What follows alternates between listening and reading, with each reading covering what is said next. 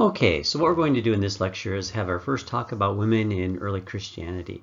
And what I thought I'd do to get us started is to give you a little introduction to women in Greco-Roman society or culture. And what Greco-Roman means is, of course, we're talking about the Roman Empire. Greece had been subsumed by Rome probably 150 years before this particular period. But a lot of what was happening in Greece was transferred into Rome. So sometimes you get it called the Greco-Roman culture. What I've shown you here on this slide is that there are three main points to talk about when we're talking about women in this particular culture, because what we find is that, of course, once Christianity gets started, you're still in Roman culture.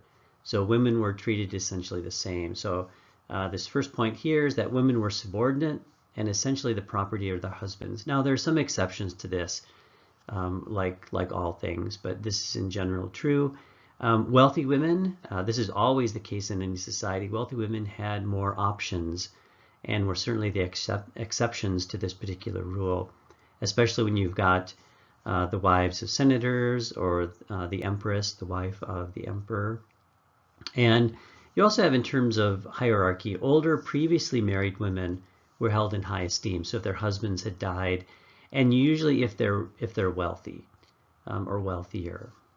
So a lot of these characteristics are wholesale taken into early Christianity. Okay, so what I want to start us off in terms of early Christianity is give you a little bit of background about why women were treated the way they were. There are really two creation stories in Genesis.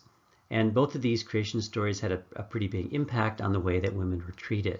So what I've got here on this slide is the first, what I call the first creation story. It's Genesis 1:27 to 1:28. And if you want to stop the slide or stop the movie and pull out a Bible, you can certainly read the rest of this. And I'll just read this first verse from Genesis 1:27. So God created humankind in his image. In the image of God, he created them. Male and female, he created them. Now, according to Genesis 1:26, it sounds like men and women were created at the same time, and they were both in God's image. So this is seen as sort of a positive representation of women in Genesis. Now, you also have the second creation story, and this is the one that's much more popular, both in ancient culture and in modern culture, where you've got Genesis 2:7 I've given you here, which is the creation of the first man, or Adam, and then Genesis 20 down to 23 about the second creation story about where women came from.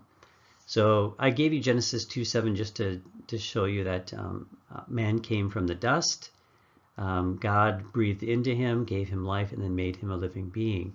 And then after God created Adam, or the first man, he then created all the animals, and God noticed that man was lonely. So in Genesis 2:21, you've got God putting Adam to sleep, and then what he did was he took one of his ribs, closed it up, and then he made the first woman, Eve, out of his rib. And then you can see in 2:23, and then the man said, this at last is the bone of my bones, the flesh of my flesh. This is the one shall be called woman, for out of man this one was taken. Now again, this is the story that becomes much more popular. And as you can see, think about the differences between the stories I just gave you. The first one, it sounds like men and women were created at the same time in the image of God. In the second creation story, you've got Adam created first, and then from the dust. Now, a woman was not created from the dust like man was, like Adam was. She was taken from his body, a rib, and then created. So she was second. And then, of course, probably the biggest thing that impacted women in early Christianity was the story about Eve and the serpent. And what I've given you here is Genesis 3:1 to 3:6, and I'm not going to read this. What I'd like you to do is to stop the video and to read through this. But what you see here is that Eve went into the garden and ate from this tree, which God told her that she shouldn't. but she ended up doing. And then what she ended up doing is giving it to Adam, and then he ate it. So she gets blamed for all of this. And what I've given you here off to the right is an image from one of the cathedrals in Italy about Eve and the tree. So now remember the second creation story. You've got the woman created out of Adam, and now you've got this story where Eve is really the one who caused all of the original problems. This is what's going to be remembered by many of the church fathers in early Christianity. There are also other things that affected early Christian women that got a start in the Old Testament, and one was called the menstruation rules, and you can read this in Leviticus 15:19 and the following verses. And this is in the Old Testament, in case you're not familiar with Leviticus. Leviticus is a series of rules, really. So what you have here, and what I'd like you to do, is to stop the video and then read through this particular passage. And after you've done that, what you can see is that when a woman has her period, she's considered to be impure for 7 days, and anyone who touches her will be unclean. Anything that she sits on, anything she touches, and then whoever touches her bed, her clothes, anything needs to be cleaned. Anything who touches anything she sat on, and if they touched the water that she bathed in, will be unclean.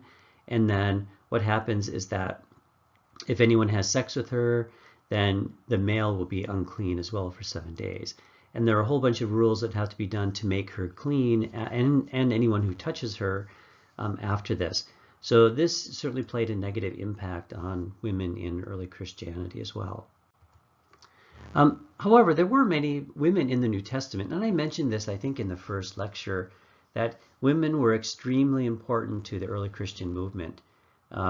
They supported, and I'll talk about this in just a bit, they supported Paul, they supported many of the original apostles. There were certainly many women who followed Jesus, and you can see a few names here: Mary Magdalene, a woman named Joanna, and Susanna. You can see their names mentioned in the New Testament in Luke 8:1-3. You can also see in Mark 15:40 through 15:41 that there were women who followed Jesus, and in 15:41 it specifically says that they provided for him. So women were invested in early Christianity, both in terms of providing support and material support and money, especially with Paul. You also find that after the crucifixion, the men all fled, but the women stayed. And you can read about this in Mark 16:1-13. You've got Mary Magdalene again, you've got Mary, the mother of James, and a woman named Salome. And I make the point here that Mary Magdalene saw him first after the creation story, or after the crucifixion story, sorry.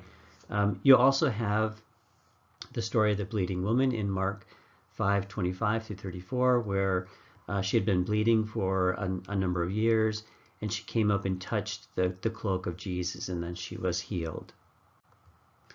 And I mentioned Paul just a bit ago. Paul and women go together in the New Testament. Paul would not have been able to do what he did, which of course was traveling around. If you remember those maps I showed you, he could not have done that without the support of women.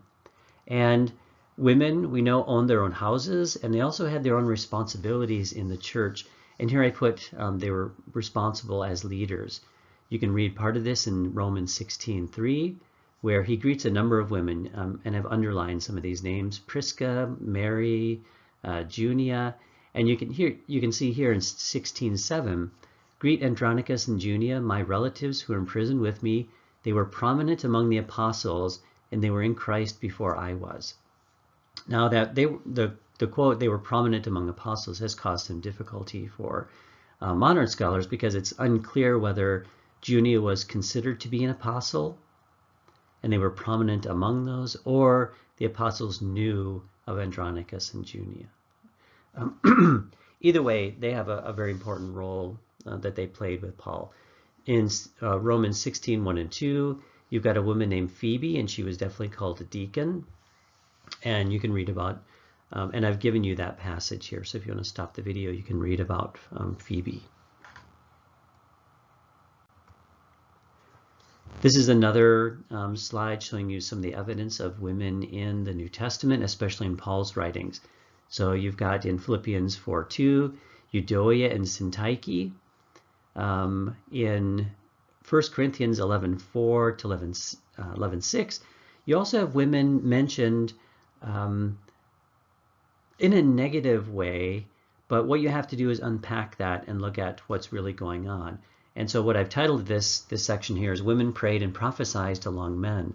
So if you look at 1 Corinthians 11:4, you see that any man who prophesies or prays with something on his head disgraces his head. But any woman who prays and prophesies with her head unveiled disgraces her head. So what you can get out of 11:5 is that clearly women were praying, which we already know, but they were also prophesying. So, and Paul really says that here.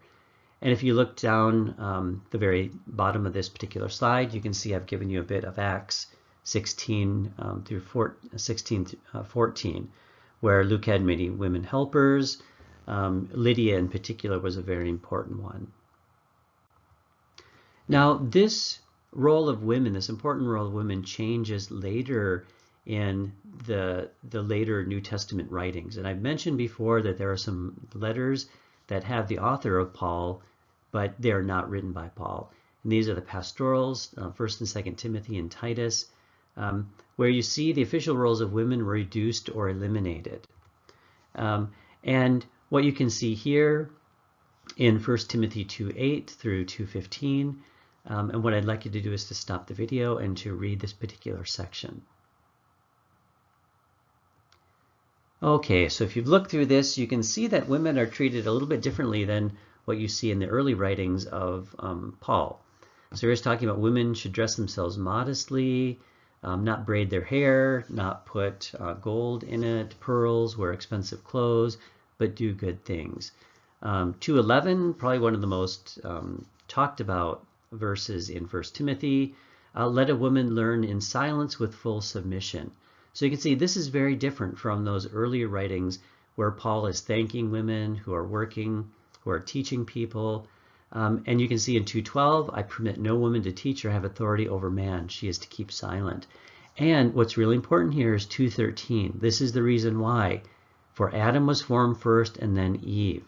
Now, and then you see, and Adam was not deceived, but the woman was deceived and became a transgressor. So as you can see, the author of 1 Timothy, and again, we don't know who this is ignoring that first creation story where man and women were created together. Instead, he or she, probably he, has taken the second creation story where Adam is created first and then Eve. And this is the reason why these early Christians in this particular area were rolling back the control that women had. Okay, and what I have here is more from 1 Timothy on the treatment of women. And again, there's a lot of text here. I'm not going to read this to you. So what I'd like you to do is to turn off the video and then to read this. But again, think about how women were treated in the earlier part of the New Testament writings and how they're being treated now. Okay, and in this last slide, I do want to point out that women had houses, and one thing that I haven't really talked about is that when early Christians met, there weren't churches like what we'd have today. It was considered to be an illegal religion, and what they ended up doing is meeting in their own houses. So you've got a woman named Apphia in 1 Philemon 1:1, where you've got him writing to Apphia, our sister, and to the church in your house. And then you've got Prisca mentioned, which I showed you in a previous slide. You've got Lydia, you've got a woman named Nympha, and as you can see in Colossians, which is C-O-L, Colossians 4:15, give my greetings to the brothers and sisters in Laodicea and to Nymphia and the church in her house. So this is the last slide I have on this particular set of lectures. And what I'd like you to do is to really think about this, and we will of course be talking about women in early Christianity much more than what we've done today.